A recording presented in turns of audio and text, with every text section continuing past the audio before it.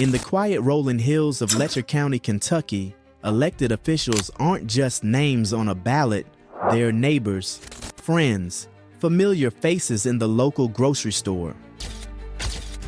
For years, District Judge Kevin Mullins and Sheriff Sean "Mickey" Steins epitomized this connection. Colleagues, acquaintances, both pillars of justice in their small Appalachian town.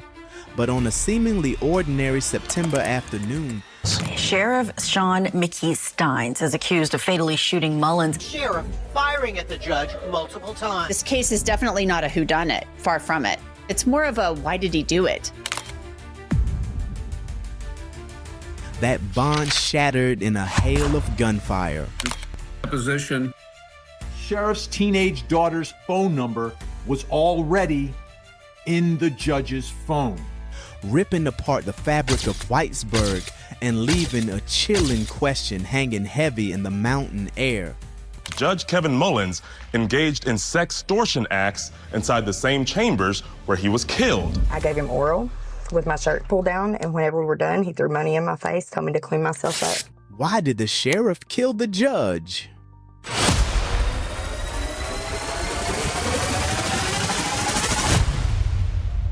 Kevin R. Mullins was 54 years old, a respected district judge since 2009. He was known for his passion for helping those struggling with substance abuse, a common challenge in the region.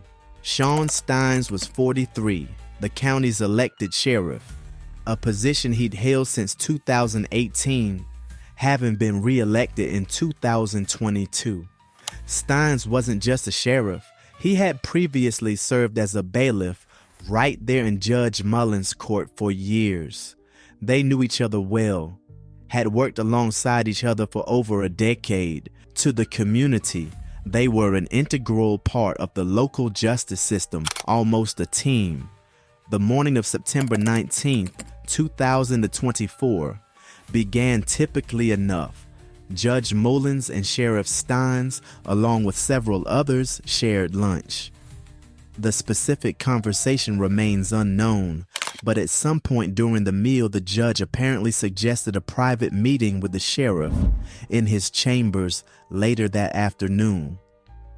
At precisely 2:40 p.m. Eastern Daylight Time, security video from the Letcher County Courthouse captured Sean Steins walking into Judge Mullins' chambers. Other courthouse employees were seen leaving the room, and Steins closed the door behind them. For a few minutes, the door remained shut, the conversation within a private exchange between two men who knew each other intimately. Sound of a single, sharp, muffled gunshot, then a sickening silence, followed by a soft, irregular heartbeat sound.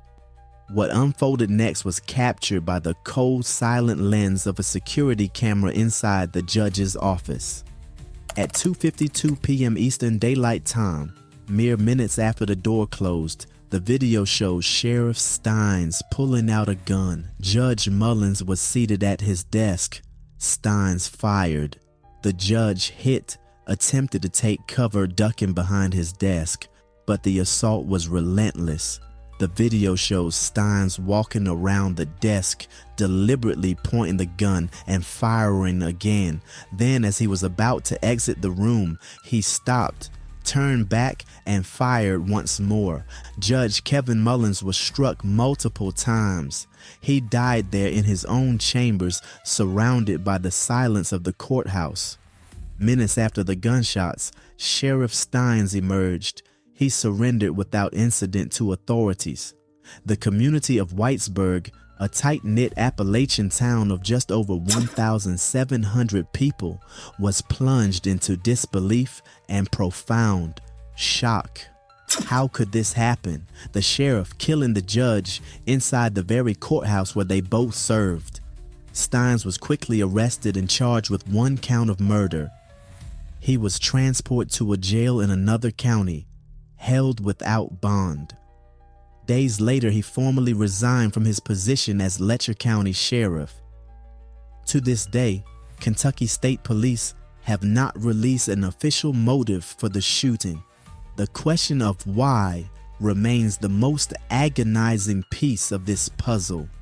However, a crucial detail emerged during the investigation, hinting at potential underlying tensions. It's alleged that Steins found out the judge was having a relationship with his 17-year-old daughter when he used the judge's phone and seen his daughter's phone number saved in his contacts. Investigators also revealed that Steins had attempted to call his daughter on both his own phone and the judge's phone just moments before the shooting. What, if anything, he saw or heard on either phone remains part of the ongoing mystery. Just 3 days before the shooting, Sheriff Steins had been deposed in a federal civil lawsuit. This lawsuit was brought against his department by a woman who alleged that one of Steins' deputies. I've seen one partly in, them having sex with girls for the bill to get out of jail. Who was having sex? Ben and some higher ups up there. Who? The judge. A deputy who had also previously served as a bailiff for Judge Mullins had sexually abused her in Judge Mullins' chambers. I gave him oral with my shirt pulled down, and whenever we were done, he threw money in my face, told me to clean myself up, and reminded me that while she was on house arrest. The lawsuit specifically accused Sheriff Steins of failing to properly train and respond appropriately to these allegations.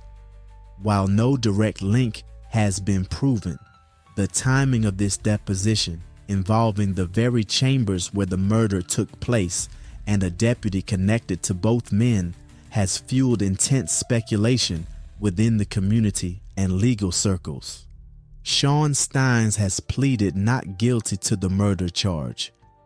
His defense attorneys have publicly indicated their intention to pursue an insanity defense or argue that the shooting occurred under extreme emotional disturbance, contending it was not premeditated but an act in the heat of passion.